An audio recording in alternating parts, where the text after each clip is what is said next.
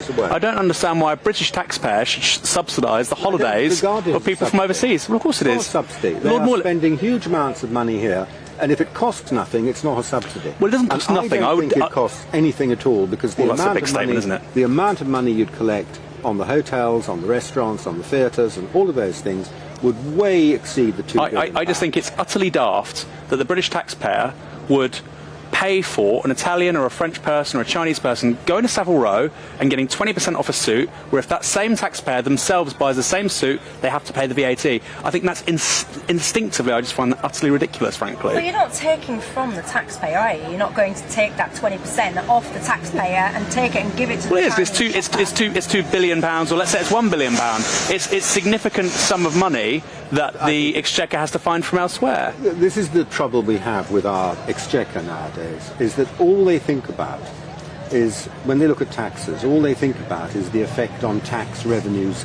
for them, if you like, from their narrow vision. They never think about the effect on the economy. And their models don't even include the effect on the economy. That's one of the reasons we have such high taxes and no growth, because they're in the wrong mindset altogether. The economy can get benefits from exactly this sort of measure. People get jobs, and the revenue can actually end up getting higher income, but their models don't take account of that. That's where the £2 billion comes from, dodgy models. I agree with you, so let's do that, starting with British nationals. Let's cut VAT for people in this country to be able to buy cheaper goods and services. Why give it to tourists? It's crazy. So if you're in that mindset then, extrapolating this out, are you in the mindset of Labour Party, they get elected, they're going to put VAT onto things like private school fees? Would you be against that? I think fundamentally that private schools they're private enterprises, and I think instinctively, again, they should probably have to pay VAT. But what I would say They're is... not private enterprises. Hold on. Most of them are charities. Well, that's what's being contested fundamentally. But what I would say is, and this is a real worry, actually, I don't know if Labour have really costed it. I do support them having to pay VAT. However, you've got 7% of kids going to private schools. Clearly, a 20% increase in fees is going to make a massive difference to many people. They're going to withdraw those kids from schools. I think it will probably raise less money than Labour is saying, and you have the issue then of those kids going into the state system and costing more money. So you could end up in a situation where it's revenue negative. So I think that's a very different situation. With this, I'm saying... No, I was just pushing you because you were saying let's slash VAT and all the rest of it. No, it's a really interesting debate. So instinctively I think they should, but I think it could go very badly wrong. So I'm very open to the opposite side of the debate with regards to that. But on this, if we're giving a multi-billion-pound stimulus to the high street, which I think we should, let's start with consumers living and working in the UK rather than tourists. And do you think, when you have this conversation, and actually, because there's a big campaign in one of the newspapers now, a lot of business owners, a lot of the kind of airport bosses, they're all getting in touch and supporting this campaign. Yeah. Do you think that actually this is a nod to the fact that actually Kwasi Kwarteng, with his budget or whatever, what did he call it? Like a statement, it wasn't a budget or whatever. A fiscal event, Fiscal event, there you go, that's the terminology. It was definitely that. The new word. But do you think that this is like another nudge to perhaps say that he was right in this thinking? Well, this campaign started before Kwasi Kwarteng, and in a way he was responding to it. It started, I was arguing this well before Kwasi became Chancellor of the Exchequer. So the campaign started, but it's really getting traction now because the economy is flatlining. And people are feeling that, and it's flatlining because the government's chosen a high tax policy. That's simple as that.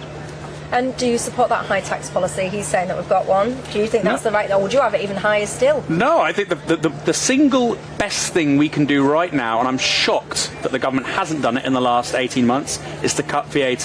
Good for small businesses, good for the consumer.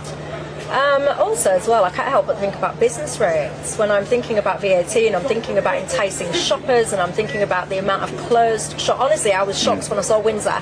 Because, you know, it is the Queen, she thinks everything smells of fresh paint, everyone does everything right before that. Literally, I was there at the weekend and I could not believe the state of one of their primary high streets. So many empty shops. Yeah. They had bunting from, like, it looked like it was about 2 years old. It was all faded. It was an absolute mess. And I thought, why aren't you trying to stimulate that? Doing pop-ups, as I said, cutting these business rates, but no one seems to be able to tackle the whole business rate thing properly anyway. Business rates is really interesting because I live in Portsmouth and I often go into businesses which are doing really well. I probably shouldn't say this. And they're doing super well. And I say, do you pay business rates? They go, no, we don't have to pay business rates. And I'm thinking, well, you're making so much cash. Why don't they have to pay business rates? Because the thresholds in different councils are at different levels and square footage and all this business. And I think it's a very antiquated, strange system. And at the same time, department stores have gone out of business, partly because in somewhere like Torquay or Bournemouth or Portsmouth, where they have just disappeared, because of the giant square footage for those department stores, they never stood a chance. So I think business rates is something we absolutely need to revisit because it's just not working. Roger, well, your viewers have heard my views on business rates before. All that will happen if you cut business rates is the benefit will go to the landlord. It will end up producing higher rents for the landlord. The business might benefit in the short term while they've still got a fixed rent on a lease, but when the lease comes for renewal, they negotiate the rent, they'll be willing to pay up and the landlord will get the benefit. And it's the biggest transfer of wealth to property owners since the Enclosures Act. I wouldn't touch business rates. Ideally, the business rate should be a charge on the shop owner rather than on the business, but changing that would be a very complicated thing to do.